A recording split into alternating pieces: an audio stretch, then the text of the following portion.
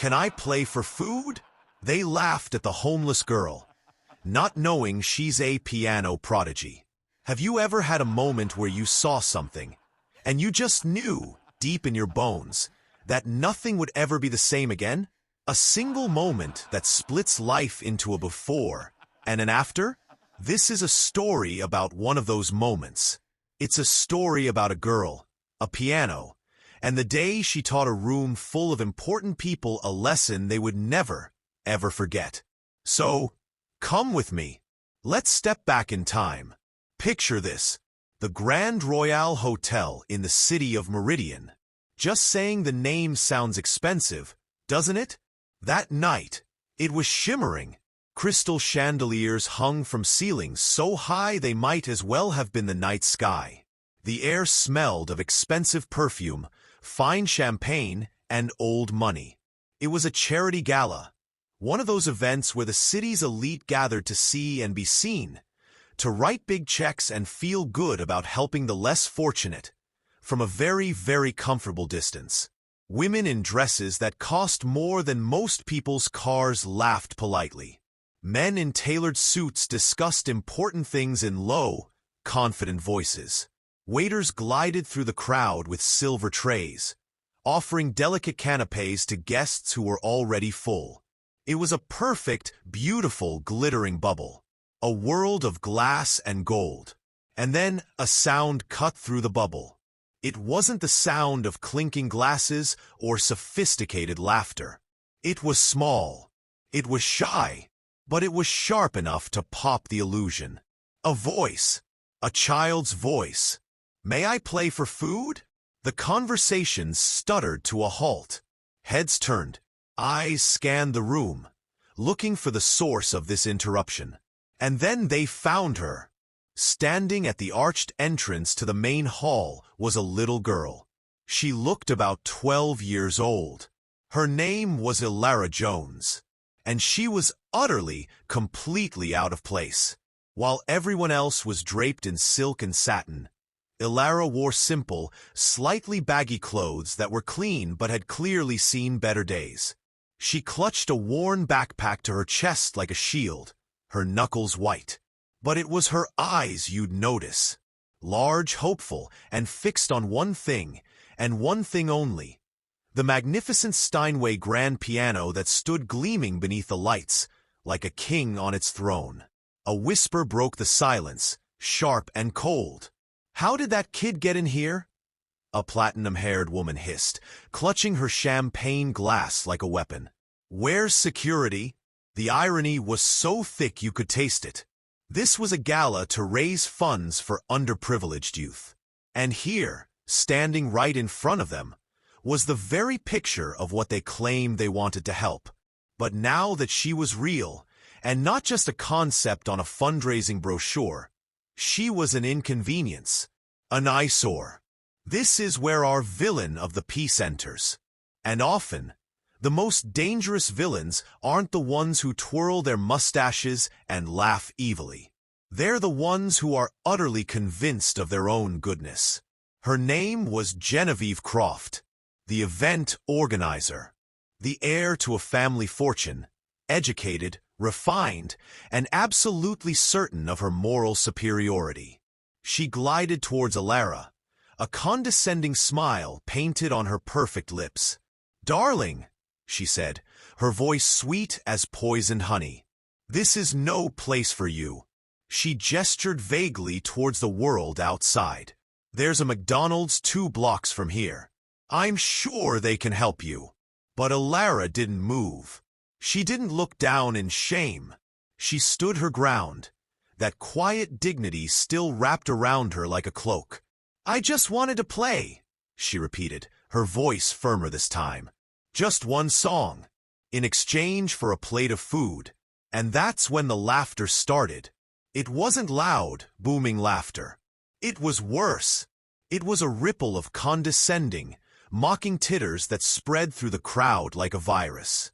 A man in a navy blue suit smirked. "She thinks she can play the piano? She probably doesn't even know which key is C. It's cute how imaginative these kids are."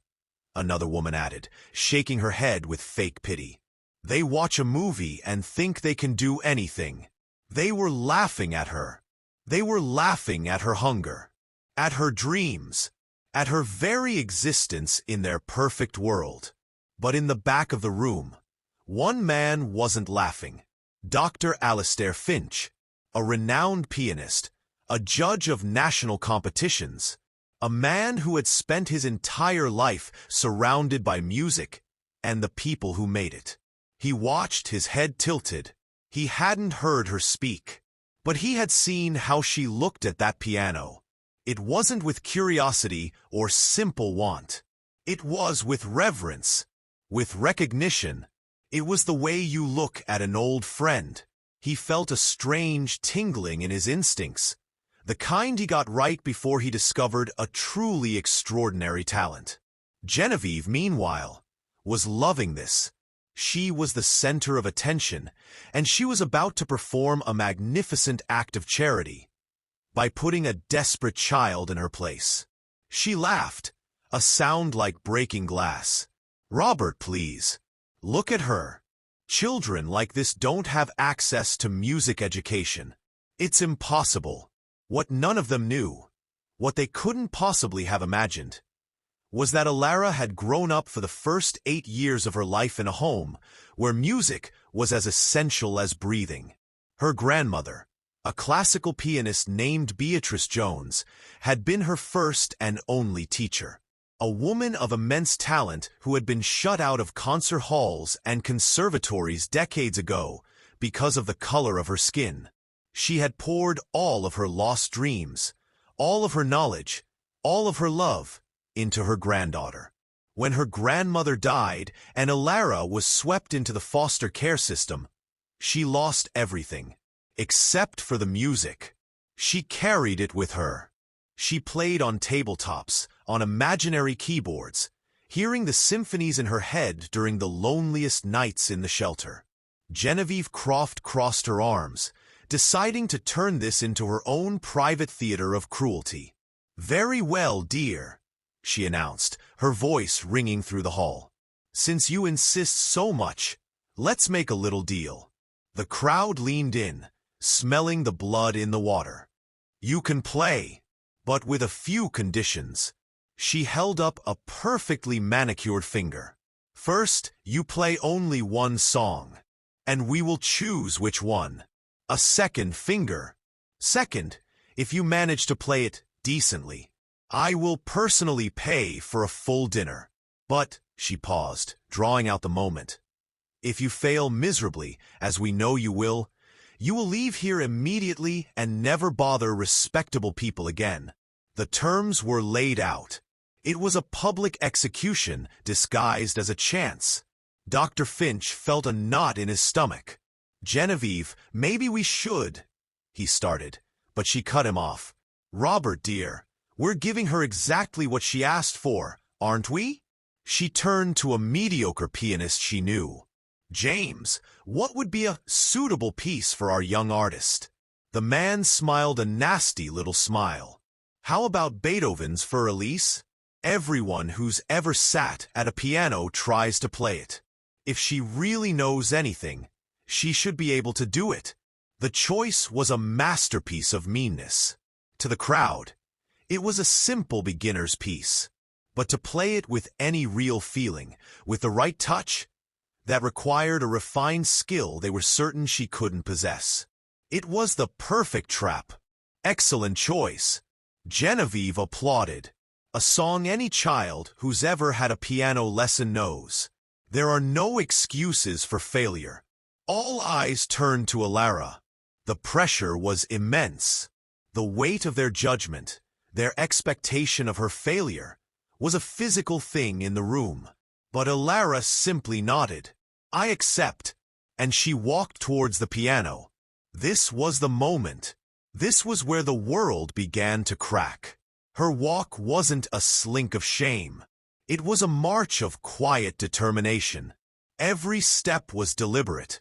And when she sat down on the polished bench, she did something so small, so natural, that most people missed it. But Dr. Finch saw it. his breath caught in his throat. She adjusted the bench. Precisely. Perfectly. The way a concert pianist does without even thinking. It was a movement of pure muscle memory. A habit born of thousands of hours of practice. Look at that! Genevieve sneered to her friends. She doesn't even know how to sit properly. She's probably never seen a real piano in her life. But Dr. Finch knew better. His heart was starting to pound. Those were not the movements of a beginner. Aara took a deep breath. In her mind, she could hear her grandmother's voice, soft and strong. Asterisk. When people try to belittle you, let the music speak for you, my dear. Music doesn't lie. Asterisk. She placed her hands on the keys. For the first time in months, she felt the cool, smooth ivory under her fingertips. It was like coming home after a long, long journey. The room was utterly silent. You could hear the ice melting in the champagne glasses. Genevieve drummed her fingers impatiently. We're waiting. Or have you given up before even trying? Aara closed her eyes. And she played. The first note. That very first note. It rang out through the grand hall with a crystalline purity that made several people jump. It wasn't a hesitant plink. It wasn't a clumsy thud. It was a single, perfect, confident note that hung in the air, clear and true. It was a note played by someone who knew, absolutely knew, every secret the instrument held. The laughter died in their throats. Dr. Alastair Finch took a step forward, his professional mind reeling. That first note, the attack, the sustain, the tone, it was impeccable. It was impossible. And as Aara Jones began to weave the familiar melody of For Elise, a song that was suddenly breathtakingly new, every single person in that room felt the ground shift beneath their feet. They had come for a comedy. They were about to witness a miracle. That first, perfect note hung in the air of the Grand Royal Hotel. A solitary, beautiful truth in a room full of lies. And then, Aara began to play. It wasn't just notes. It was a story. The familiar melody of For Elise flowed from her fingertips, but it was a version none of them had ever heard before. It wasn't the clumsy, plinking version you hear from a beginner. This was alive. It had a heartbeat. There was a gentle sorrow in the soft parts, a memory of loss. There was a fierce, defiant hope in the stronger passages, a spirit refusing to be broken. Her hands, which moments ago had seemed so small and fragile, now danced across the keys with a power and a grace that made no sense. They flew over the complex arpeggios, the parts that trip up even advanced students, as if they were nothing, as if she and the piano were one single instrument. The hall didn't just fall silent, it froze. Champagne glasses halted halfway to parted lips. Conversations died, forgotten. A waiter carrying a tray of empty flutes stood motionless, his mouth agape. The only thing moving was Aara, and the only sound was the music pouring out of her, filling every corner of the room, washing over the guests like a wave they couldn't escape. They had expected a joke. They were getting a masterclass. Genevieve Croft's condescending smile had melted away, replaced by a stiff, confused mask. Her mind was racing, trying to find a logical explanation. This can't be happening. She glanced at her friends, but they weren't looking at her. They were mesmerized. She was losing control of her own party, and the panic began to curl, cold and tight, in her stomach. Dr. Alastair Finch, however, had moved to the front of the crowd. He watched, not just with his ears, but with his entire soul. He saw the subtle things, the way her left hand provided a soft, rhythmic foundation, the way she used the pedal not as a crutch, but as a painter uses a brush, to blend the sounds into something heartbreakingly beautiful. This wasn't just technique. This was emotion. This was a lifetime of feeling poured into a single piece of music. And as he listened, he saw something else. He saw the ghost of another pianist in her posture, in the tilt of her head, in the way she lost herself completely in the music. A memory, decades old, flickered in his mind. A brilliant pianist who played with the same raw, soulful depth. A woman who never got her chance. Meanwhile, inside Aara's mind, the grand hotel ballroom had vanished. She was back in her grandmother's small, warm living room. The air smelled of lemon polish and old books. She could feel the sun streaming through the window, dust motes dancing in the light. She could hear her grandmother's voice, patient and strong. Asterisk. Music isn't about playing the right notes, my dear. It's about telling a story that only you can tell. Asterisk. Her grandmother, Beatrice Jones. A woman with music in her bones, and a dream in her heart that the world of the Genevieves had stubbornly refused to see. She'd been told her entire life that concert halls weren't for people who looked like her. So, she built her own kingdom of music right there in her home, teaching children from her community that Bach and Beethoven belonged to them too.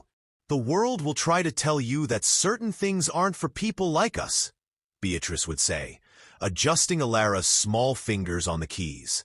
Asterisk. But music knows no color. It knows no poverty. It only knows truth. And when you play your truth, you change the world, even if it's just for one person. Asterisk. For 8 years, that living room was Aara's conservatory.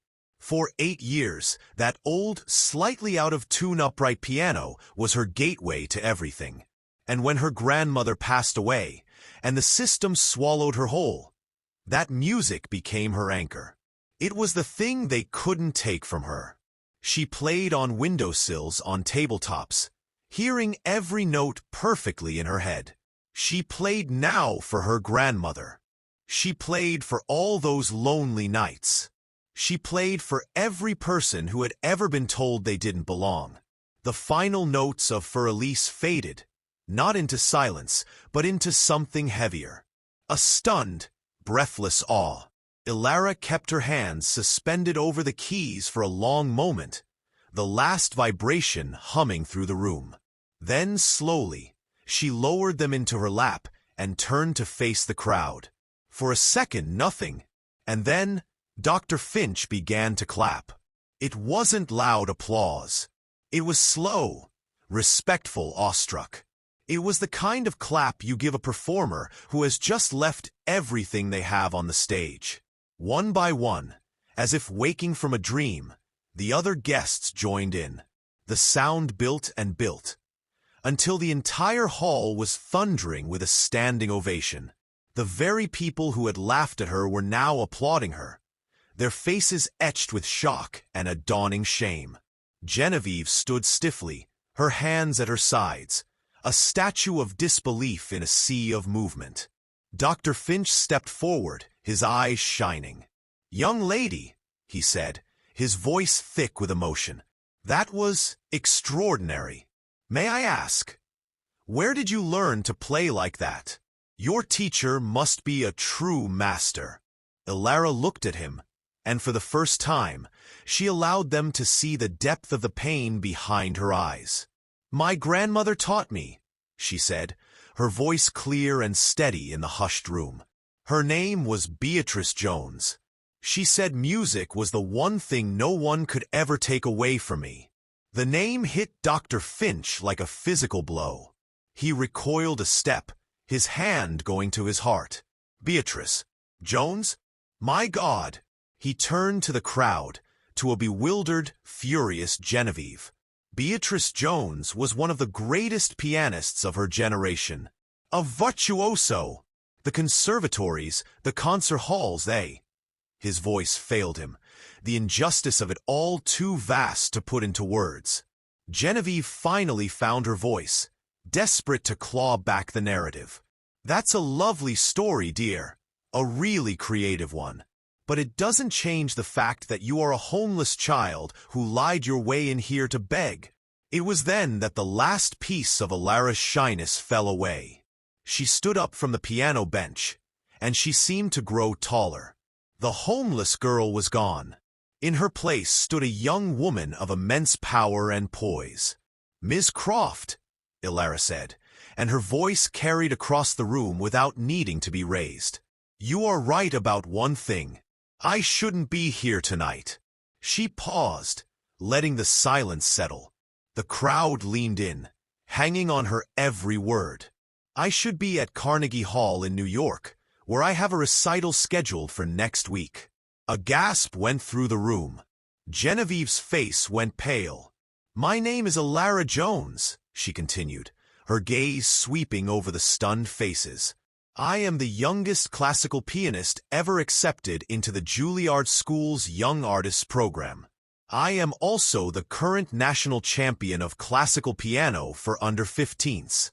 The revelations landed like punches. Genevieve looked like she'd been slapped. "The reason I am here tonight," Aara said, her eyes locking back on Genevieve, "is not because I need food or money." She reached into her worn backpack and pulled out a small, almost invisible device. "I am collaborating on a documentary with PBS about prejudice and access to the arts.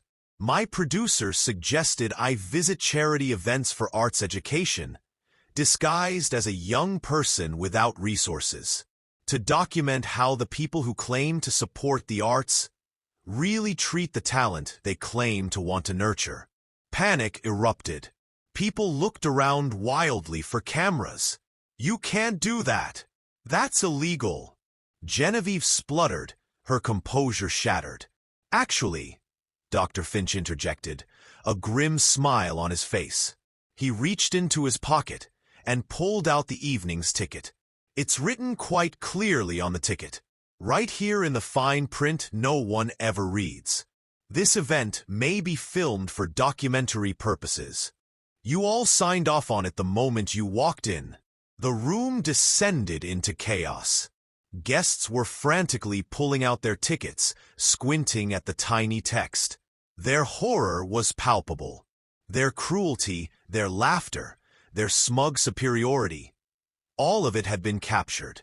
Aara looked at Genevieve, not with anger, but with a profound, devastating pity. "You spent all evening telling me that people like me don't belong in places like this. That we have no talent, no value." She held up the recording device. "Tomorrow, the whole world will see exactly the kind of person you really are. The difference between you and me, Ms. Croft, is that I've learned that dignity doesn't come from a designer dress or a big bank account. It comes from how you treat other people when you think no one is watching." The silence that followed was the heaviest yet. It was the sound of a worldview shattering. 6 months later, the documentary, Faces of Discrimination, had been seen by millions. It wasn't just a viral video. It was a cultural moment. Music schools started outreach programs. Conservatories examined their biases.